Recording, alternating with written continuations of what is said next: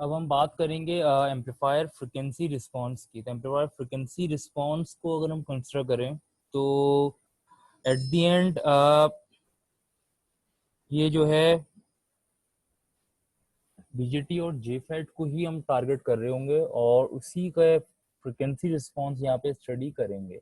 अच्छा, उससे पहले हम जो एक डायरेक्ट जाएं बीजेटी और फेट्स पे शिफ्ट हों, तो उससे पहले हम यहाँ पे देख लेते हैं कि बेसिक हमारे पास जो फ्रिक्वेंसी रिस्पॉन्स है ये इटसेल्फ किस तरह से वर्क करता है और बाय फ्रिक्वेंसी रिस्पॉन्स हम क्या चीज़ रेफर कर रहे होते हैं। तो बेसिक अगर हम इसकी टर्म्स की बात करें, हम फ्रिक्वेंसी रिस्पॉन्स कंसिडर करते हैं तो हमारे पास बैंडविड्थ एक टर्म यूज़ की जा रही होती है। अच्छा, बैंडविड्थ की अगर हम बात करते हैं तो ये एक्चुअली एक बैंड ऑफ फ्रिक्वेंसीज कह सकते हैं हम होता है, जहाँ पे हमारे पास गेन क्या होता है, कांस्टेंट हो जाता है। यानी कि अगर हम एक स्पेसिफिक फ्रिक्वेंसी रेंज डिफाइन कर दें जिसमें आपके पास क्या हो, सिग्नल का गेन मैक्सिमम हो, तो वो जो एरिया होगा, वो जो रेंज ऑफ फ्रिक्वेंसीज होंगी, वो हमारी बैंडविड्थ कहलाएंगी। ये बैंडविड्थ वाला जो फैक्टर है ये हमारे पास देन बीजेटी हो या एफएटी हो, दोनों जगह एप्लीकेबल होगा। क्योंकि होता यही है कि अगर थोड़ा सा रिकॉल करें हम क्लास सी एम्पलीफायर जो कि ट्यून एम्पलीफायर था, वहाँ पे हमारे पास हम क्या करते थे, फ्रिक्वेंसी सेट करते थे जिसपे हमारे पास सिग्नल स्ट्रेंथ या फ्लो ऑफ करंट मैक्सिमम हो जाता था। तो वो जो पॉइंट है हमारे पास, उस पॉइंट को अगर हम कंसिडर करें तो उस स्पेसिफिक एरिया में जहाँ पे हमारे पास ये सिग्नल क्या हो रहा है, जिसकी सिग्नल स्ट्रेंथ मैक्सिमम रीच कर रहा है या फिर समवेयर नियर टू मैक्सिमम क्या हो रहा है, मूव कर रहा है, तो वो एक्चुअली बैंडविड्थ है उसकी, जिसमें क्या होगा, जिसके अंदर रेंज ऑफ फ्रिक्वेंसीज हैं जिसके अंदर हमारे पास सिग्नल ट्रांसफर हो रहा होगा। अब अगर मैं थ्रू ग्राफ यही टर्म मेंशन करूं तो देखा जाए अगर इस ग्राफ में, तो यहाँ पे हमारे पास ये जो स्ट्रेट लाइन है ये एक्चुअली यहाँ पे अगर देखा जाए तो at Y axis we have power gain और एट एक्स एक्सिस हमारे पास फ्रिक्वेंसी आ रही है। तो अब यहाँ पे हमारे पास जब हम बात कर रहे हैं कांस्टेंट गेन की, तो अगर हम इस पॉइंट पे देखें तो ये जो एरिया है ये ऐसा एरिया हमारे पास आ रहा है जहाँ पे गेन क्या हो गया है, कांस्टेंट हो गया है। अब अगर मैं बात करूंगा बैंडविड्थ की, तो यहाँ पे हमारे पास जैसे ही क्या है, गेन की वैल्यू एक स्पेसिफिक पॉइंट से इंक्रीज करना स्टार्ट हुई और फिर वो वापस क्या हुई, उस पॉइंट से नीचे फॉल करी। तो इन बिटवीन जो ये एरिया आ रहा है, ये एरिया हमारा बैंडविड्थ कहलाएगा, क्योंकि इसके अंदर हमारे पास जो सिग्नल स्ट्रेंथ है वो हमारे पास मोर देन 50% एग्जिस्ट कर रही होगी। In fact it will be around 70%।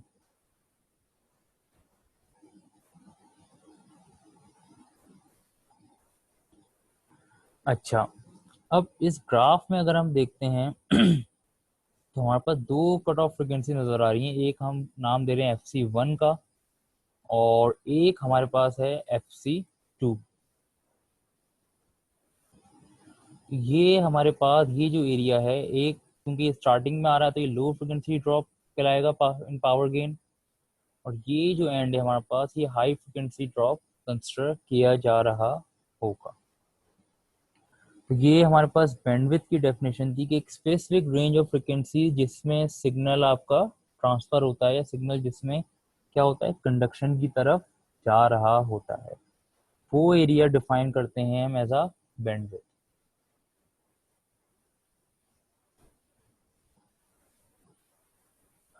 अब हम इसी को फर्दर अगर देखें तो जो एक स्पेसिफिक हमारे पास बैंडविड्थ की रेंज प्रोवाइडेड है यहाँ पे, ये इस रेंज के अंदर तो अगर हम देखते हैं पावर गेन तो वो हमारे पास यहाँ पे मैक्सिमम चल रहा है, but outside that frequency range अगर हम देखते हैं तो ये पावर गेन हमारे पास क्या होगा, ग्रेजुअली ड्रॉप कर रहा होगा। ये चीज यही आइडेंटिफाई करेगी कि हमारे पास जो रेंज ऑफ फ्रिक्वेंसी है अगर उससे कम या ज्यादा फ्रिक्वेंसी हो जाती है तो हमारे पास सिग्नल जो कंडक्ट कर रहा होगा वो क्या होगी, वो वहां पे कंडक्शन स्टॉप हो जाएगी। अब एज एन एग्जाम्पल अगर हम देखते हैं तो भाई मैं कंसिडर करता हूँ दो फ्रिक्वेंसीज हैं FC1 and FC2। FC1 let's say 10 kilohertz and FC2 is 100 kilohertz. और उसके अलावा हमारे पास यहाँ पे जो इसका गेन है, पावर गेन, वो है 500। अब मैं अगर इन दोनों फ्रिक्वेंसीज को जस्ट देखते हुए बोलूँ बैंडविड्थ क्या है हमारे पास, तो वो हम क्या करेंगे, हम FC2 को माइनस कर देंगे FC1 से। It means 100 kilohertz minus 10 kilohertz, तो वो हमारे पास फ्रिक्वेंसी इसकी आ जाएगी which is 90 kilo hertz.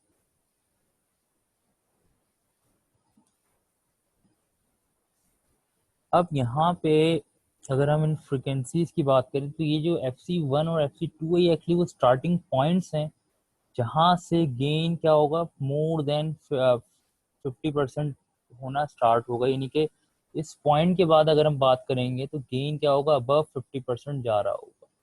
Let's say अगर मैं कहता हूँ at this point we have a gain of 500, तो FC1 जो हमारे पास फ्रिक्वेंसी होगी, at this frequency gain must be around 250।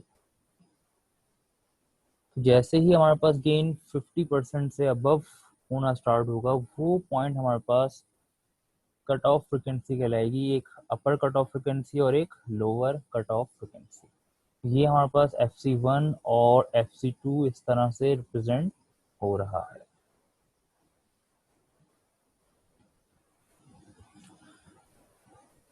और इसी तरह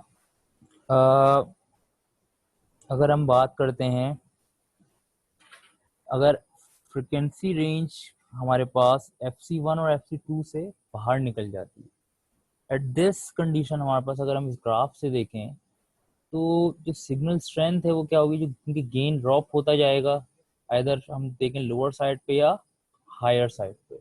और इवेंचुअली क्या होगा कि हमारे पास जो आउटपुट होगा वो जीरो हो जाएगा। ये हमारे पास टिपिकल एक बैंडविड्थ की कंडीशन आ रही है। बाय फॉर्मूला अगर हम बैंडविड्थ कंसिडर करते हैं, जैसे अभी बताया, हमारे पास बैंडविड्थ का फॉर्मूला है FC2 माइनस FC1। FC1 हमारे पास लोअर कट ऑफ फ्रिक्वेंसी है और FC2 हमारे पास अपर कट ऑफ फ्रिक्वेंसी कहलाएगी। अब अगर यहाँ पे मैं देखूं कि हमारे पास डिफरेंट फ्रिक्वेंसी दे दी जाए कि FC1 10 kilohertz, FC2 100 kilohertz, then its bandwidth would be 90 kilohertz. The same way अगर FC1 25 किलोहर्ट्ज है, FC2 हमारे पास 250 किलोहर्ट्ज है, तो जो बैंडविड्थ हमारे पास यहाँ से आ रही होगी वो इसका डिफरेंस आएगी which would be around 225 kilo hertz. इसी तरह अगर हम अगर कहते हैं कि if any signal has no frequency, it means वो एक डीसी सिग्नल को रिप्रेजेंट कर रहा है, और FC2 हमारे पास 400 है अगर, तो अब अगर मैं डिफरेंस कंसिडर करूंगा that would be 400 hertz, 400 kilo hertz bandwidth हमारे पास आएगी, वो होगी 400 किलो हर्ट्ज। अब एग्जाम्पल देख लेते हैं कि जो बातें अभी हमने की हैं आइदर बैंडविड्थ के रेफरेंस से या फिर lower and upper cut off frequency के रेफरेंस से, तो उसको कंसिडर करते हुए एक एग्जाम्पल देख लेते हैं। इसके अंदर हमारे पास फ्रिक्वेंसी रिस्पांस कर्व गिवन है and we are suppose to find out bandwidth for this circuit. For bandwidth हमें पता है कि हम अगर FC2 को माइनस कर दें FC1 से तो we will get bandwidth for this graph. तो ऑब्वियस है हम यहाँ से इस तरह देख के तो आई गेस नहीं बता सकते कि FC1 कितना है, FC2 कितना है, बट यस इस डाटा को देखते हुए हम ये एज्यूम कर सकते हैं कि यहाँ पे अगर हम डिफरेंस ले लें, लेट्स से 20 का डिफरेंस ले लें, 20, 40, 60, 80 एंड 100, तो इधर अगर हम देखते हैं तो ये FC1 would be around 25 hertz. इसी तरह अगर यहाँ पे आते हैं 220, 240, 260 and this would be around 275 276 hertz. यहाँ से हमारे पास ये FC1 और FC2 के अगर हमारे पास ये वैल्यूज निकल आती हैं, ये एक अप्रॉक्सीमेट वैल्यू है, इसमें ये कंफ्यूजन नहीं होनी चाहिए कि सर ये हम जो मीटर कर रहे हो तो डिफरेंट आ रही है। नो, ये वैल्यू यूजुअली प्रोवाइडेड होगी। एज एन एग्जाम्पल यहाँ पे इन्होंने ये बस पॉइंट आउट करके इसकी वैल्यूज खुद ले ली हैं, बट एक्चुअल अगर देखा जाए तो आपको यहाँ पे इनकी एक्चुअल क्या होगा, वैल्यूज प्रोवाइडेड होंगी। तो अगर FC1 30 किलो हर्ट्ज है, FC2 275 किलो हर्ट्ज है, तो हमारे पास जो बैंडविड्थ फाइंड आउट होगी वो होगी अराउंड 245 किलो हर्ट्ज। इसी तरह एक और ही नीचे एग्जांपल देख लेते हैं। यहाँ पे हमारे पास FC1 गिवन है 400 हर्ट्ज एंड FC2 है 1.5 मेगाहर्ट्ज। तो अब मैं अगर बैंडविड्थ की बात करूंगा तो 1.5 मेगाहर्ट्ज में से अगर मैं 400 हर्ट्ज माइनस कर दूं, इट मीन 1.1 मेगाहर्ट्ज हमारे पास इस ग्राफ के अकॉर्डिंगली बैंडविड्थ आएगी। इसी तरह हमारे पास एक और टर्म यूज की आती है बैंडविड्थ को ही रेफर करते हुए, which is geometric centre frequency. ये ज्योमेट्रिक सेंटर फ्रीक्वेंसी एक्चुअली क्या होता है, ये हमारे पास जो अपर और लोअर कट ऑफ फ्रीक्वेंसीज हैं इनकी एक एवरेज आउट वैल्यू होती है, जो कि ये बता रही होती है कि हमारे पास जो रेंज है इसकी मिड वैल्यू, इस पॉइंट पे हमारे पास जो इन दोनों सिग्नल्स को एक एवरेज वैल्यू है वो कहाँ पे फॉल कर रही होगी, और वो फाइंड आउट होती है F0 equal to under root FC1 FC2। Again इस एग्जांपल में we are asked to find out F0 for the amplifier। अच्छा, अब यहाँ पे जो फिगर रेफर की है वो यही वाली फिगर हमारे पास रेफर करी हुई है। तो यहाँ पे इसके अकॉर्डिंग डाटा हमारे पास F0 और FC1 और FC2 का जो डाटा था वो था 30 kilo hertz and 275 kilo hertz. तो यहाँ पे हम F0 के लिए डाटा यूज करते हुए फाइंड आउट कर सकते हैं। इसी तरह इसी की नेक्स्ट एग्जांपल है जिसमें बोला गया है find out value of F0 for another type of amplifier. यानी जब डाटा यहाँ पे चेंज हो जाएगा हमारे पास बाकी चीज़ें सेम वही रहनी है। ये फिगर जो 40.3 है रेफर हुई हुई हम बुक से देख सकते हैं। इसी इक्वेशन को, यानी कि अगर हम इसको देखते हैं, इसी इक्वेशन को अगर हम थोड़ा सा सिंप्लीफाई कर लें, means if you take square on both side, तो ये रूट कैंसिल आउट हो जाएगा और यहाँ F0 पे स्क्वायर आ जाएगा। तो F0 पे स्क्वायर आएगा, अगर इसको मैं दो पार्ट्स में ब्रेक कर दूं तो ये मेरे पास F0 ओवर FC1 हो जाएगा और दूसरा हो जाएगा FC2 अपॉन F0। तो ये हमारे पास यहाँ से इस तरह से इसकी क्या होगी, वैल्यू आ सकती है। मतलब ये भी हमारे पास एक टर्म है जो कि यूज कर रहे होंगे हम डिफरेंट कंडीशंस में। तो ये यही बता रही है कि हमारे पास F0 ओवर FC1 एक्चुअली बराबर है FC2 ओवर F0, और ये हमारे पास ज्योमेट्रिक एवरेज फ्रिक्वेंसीज के फॉर्मूले से ही फाइंड आउट होके आ रही है। अब यहाँ पे हमारे पास इस एग्जाम्पल में यही बात बोली हुई है कि we have to find out ratio of F0 to FC1 that must be equal to the ratio of FC2 to F0। तो यहाँ पे हमने जो लास्ट टू एग्जांपल्स थी उनका हमने डाटा कंसिडर कर लिया, यानी कि एक जगह FC1 FC2 30 और 275 था और एक जगह हमारे पास 400 और 1.5 था। तो यहाँ पे हमने वही डाटा यूज करते हुए, यानी कि FC1 FC2 एंड F0 हमारे पास फाइंड आउट हुआ था, तो उसी को यूज करते हुए हमने ये क्या किया, ये रेशियो फाइंड आउट कर लिया। सेम जिस तरह यहाँ पे ये इसके रेशियो फाइंड आउट कर रहे हैं, हम ये डाटा भी यूज करते हुए, नहीं इस ग्राफ को यूज करते हुए भी हम सेम यही फाइंडिंग्स लेके आ सकते हैं।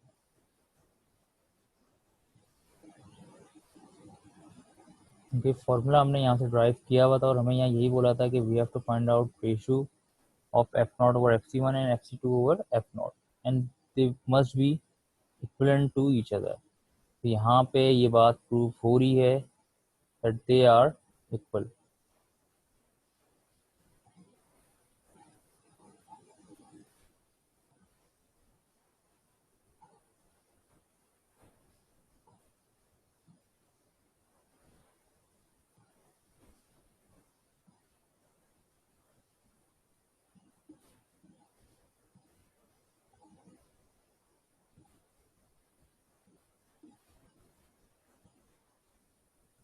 अच्छा, इसी तरह फर्दर देख लेते हैं आगे।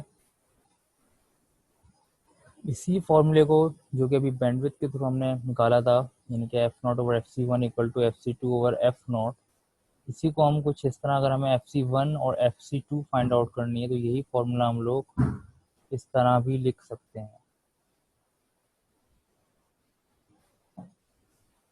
देन अगेन इस एग्जाम्पल में हमें F C one find out करने को बोला हुआ है और एफ नॉट और एफ सी टू प्रोवाइडेड है। तो यहाँ पे जो प्रीवियस अभी स्लाइड में हमने फॉर्मूला देखा है वो एज इट इज यहाँ पे अप्लाई हो सकता है।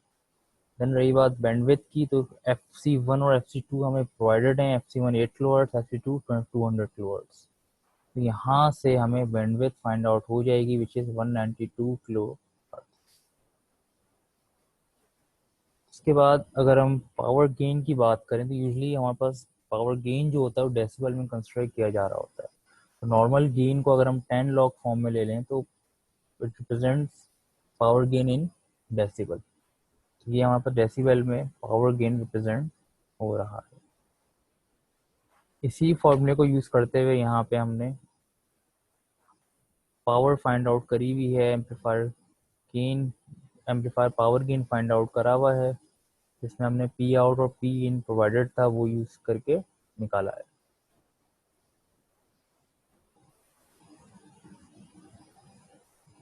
देन अगर इनकेस हमारे पास मल्टी स्टेज एम्पलीफायर आ जाए तो उधर हमारे पास कंडीशन क्या आती है। तो अगर मल्टी स्टेज एम्पलीफायर में आपके पास गेन हमें टीवी में दिया हुआ है और with reference to connection cascade connection follow हो रहा है, तो हम जब टोटल पावर निकालेंगे तो हम इन डेसिबल वैल्यूज को आपस में ऐड करा सकते हैं। मींस अगर आपके पास डाटा इंडिविजुअल गेन्स का जैसे यहाँ पे है डेसिबल्स में गिवन है, then you just have to add these values to find out total gain in decibel for given circuit। और अगर आपके पास डाटा एक्चुअल वैल्यूज में गेन की दिया हुआ है देन हमें यहाँ पे इन सब वैल्यूज को आपस में मल्टीप्लाई करवाना होगा। यानी कि अगर ये एक्चुअल वैल्यू 100 है तो 100 इंटू 4 400, 400 इंटू 2 800।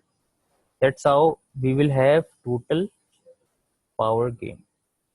और इसी को डेसिबल में लेना है तो हम क्या करेंगे, जो गेन या टोटल निकाला है इसको 10 लॉग ऑफ गेन ले लेंगे, तो यहाँ से हमारे पास गेन आ जाएगा इन डेसिबल। तो यही चीज़ जो अभी मैं बात कर रहा था कि हम डायरेक्टली इसको ऐड कर सकते हैं डेसिबल की वैल्यूज को, तो भी आंसर वही आना है। तो यही चीज़ यहाँ पे शो हुई हुई है। अच्छा, ये तो बात हो गई बैंडविड्थ की। अब थोड़ी सी बात कर लेते हैं बॉडी प्लॉट की। बॉडी प्लॉट क्या है, तो बॉडी प्लॉट अगर देखें तो it looks like again a type of frequency response curve.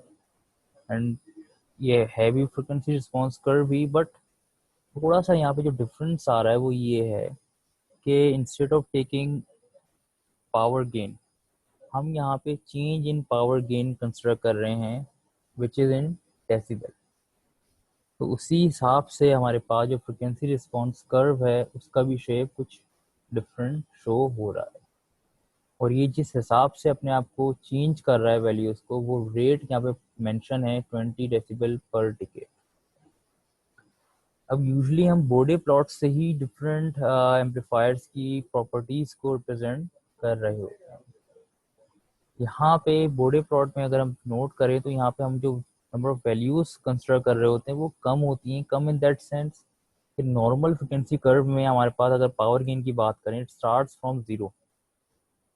यहाँ यहीं से हमारे पास गेन क्या है, डेवलप होना स्टार्ट हो रहा है। बट अगर मैं बात करता हूँ बॉडी प्लॉट की, तो बॉडी प्लॉट में इनिशियली अगर हम देखते हैं यानी कि एट लोअर फ्रिक्वेंसीज, यानी कि at this area we don't have any change in gain exist, क्योंकि गेन की वैल्यूज इतनी स्मॉल इन पॉइंट्स पे होती हैं, तो वो जब चेंज इन गेन कंसिडर करते हैं तो वो जीरो आ रहा होता है। इट मीन्स जहां हमारे पास मेजर चेंज आ रहा है गेन का, ये बॉडी प्लॉट सिर्फ उसी को रिफ्लेक्ट कर रहा होता है। इसी तरह यहाँ पे हमारे पास जो गेन होता है वो जब हम बात करते हैं, जिस तरह नॉर्मल गेन में हमने बात की FC1 एंड FC2 की, तो यहाँ पे जब हम बात कर रहे हैं FC1 और FC2 की, तो प्रीवियसली हमने कहा था कि भाई AP मिड जो हमारे पास गेन है, पावर गेन, उसका हाफ जिस पॉइंट पे है वहां से FC1 स्टार्ट हो जाएगा। यहाँ पे हम क्योंकि डेसिबल में ले रहे हैं, तो हमारे पास -3 dB से क्या होगा कि हमारे पास जो FC1 है वो स्टार्ट हो जाएगा, और and it goes to till FC2, यानी कि नेक्स्ट जो हमारे पास ये पॉइंट आएगा, यहाँ इसका भी हम -3 dB गेन कंसिडर करेंगे।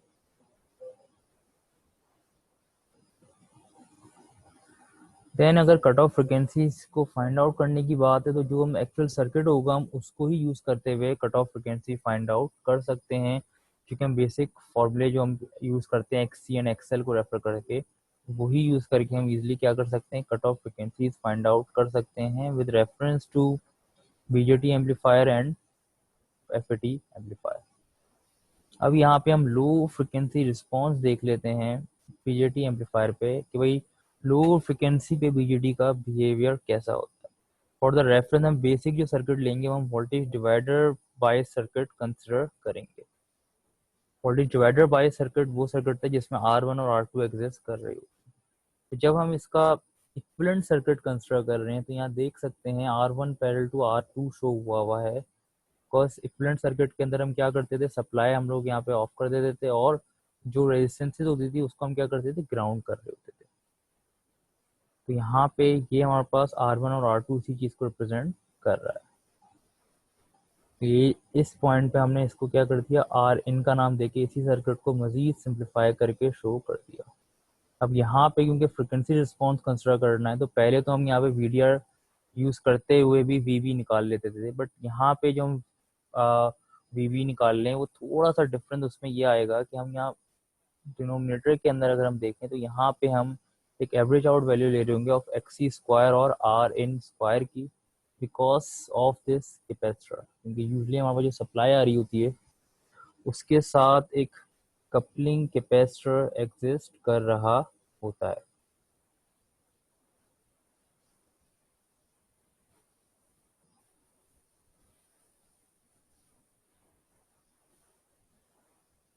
तो ये हमारे पास VB फाइंड आउट करने का फॉर्मूला है, which is V in into RN over under root XC square plus RN square.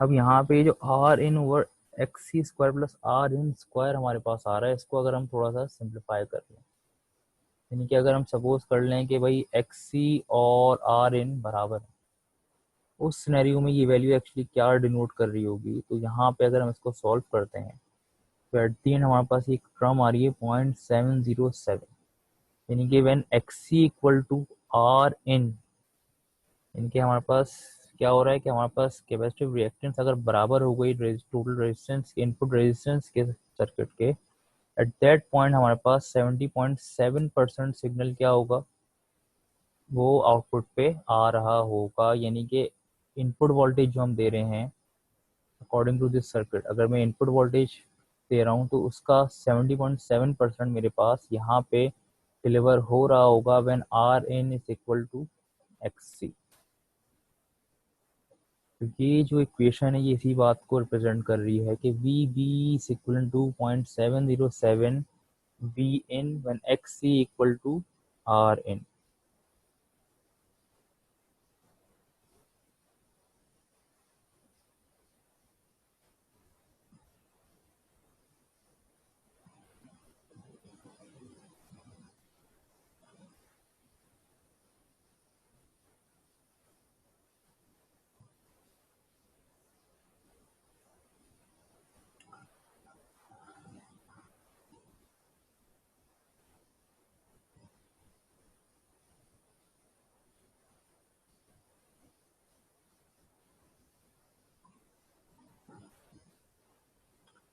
इसी तरह अब अगर हम पीजेटी एम्पलीफायर को कंसिडर करते हुए फ्रिक्वेंसी रिस्पॉन्स की बात करें, and right now we are talking about low frequency response. यहाँ पे अब हम लो फ्रिक्वेंसी रिस्पॉन्स की बात कर रहे हैं, यानी कि हम बात कर रहे हैं लोअर कट ऑफ वाले एरिया की। तो अब हमारे पास अगर हम देखते हैं कि भाई हमारे पास ये जो लोअर कट ऑफ फ्रिक्वेंसी है वो एग्जिस्ट कहाँ करेगी, तो हमारे पास एक जनरल फॉर्मूला होता है एक्सी का, which is 1/2 pi F C. अगर याद हो, एक्सी का फॉर्मूला है हमारे पास 1/2 पाई एफ सी। अब यहाँ पे अगर मैं इसको थोड़ा सा चेंज करूँ, यानी कि 1/2 पाई एफ सी बराबर था एक्सी के, तो एक्सी जो था यहाँ था उसको मैं इधर ले आऊँ, फ्रिक्वेंसी को यहाँ ले जाऊँ, एंड देन ये जो एजम्पशन अभी हमने की थी when XC equal to R in, उसको मैं यहाँ पे प्लेस कर दूँ, यानी कि इन प्लेस ऑफ एक्सी अगर मैं आर इन यूज कर लूँ तो मेरे पास जो फॉर्मूला बन जाएगा वो कुछ इस तरह से शो हो रहा होगा। अब इस इक्वेशन के अंदर जो F1B है ये रिप्रेजेंट कर रहा है output lower cut off frequency for the base circuit, यानी कि हमारे पास जो ट्रांजिस्टर का इनपुट था जो कि बेस से जा रहा था, कि उसकी lower cut off frequency consider की जा रही है, क्योंकि हम यहाँ पे अभी लो फ्रिक्वेंसी पे बिहेवियर देखना चाह रहे थे, तो इसी वजह से यहाँ पे हमने जो ड्राइव किया ये लोअर कट ऑफ फ्रिक्वेंसी को रिप्रेजेंट कर रहा है। आर रिप्रेजेंट कर रहा है टोटल रेजिस्टेंस को, और सी हमारे पास यहाँ पे जो ये कपलिंग कैपेसिटर एक यूज हो रहा था ये इसकी वैल्यू को रिप्रेजेंट कर रहा है।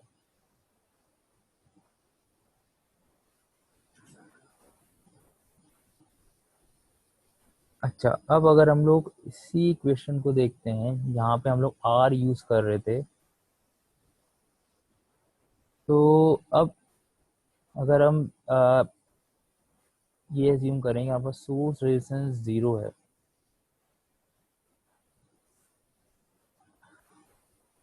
तब तो हमारे पास यही फॉर्मूला अप्लाई एप्लीकेबल होगा।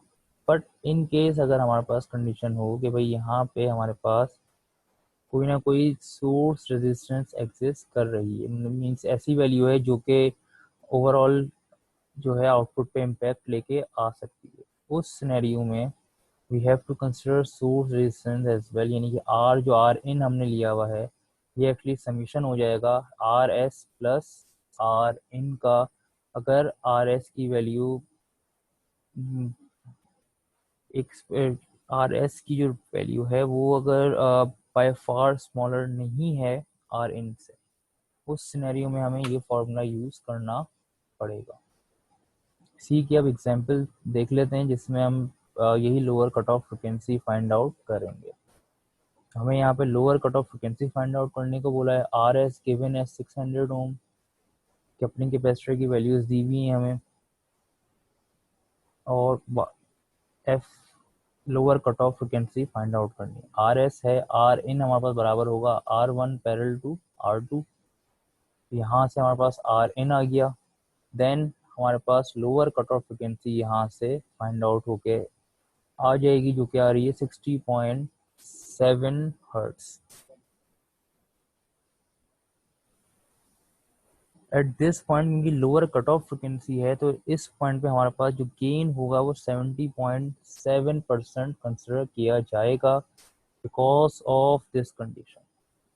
इनके एट दिस पॉइंट हमारे पास जो गेन आ रहा होगा वो होगा 70.7% ऑफ ओवरऑल गेन। ठीक है, यहाँ तक किसी को कोई कंफ्यूजन नहीं होनी चाहिए। मैं इस लेक्चर को यहीं तक लिमिट रख रहा हूँ।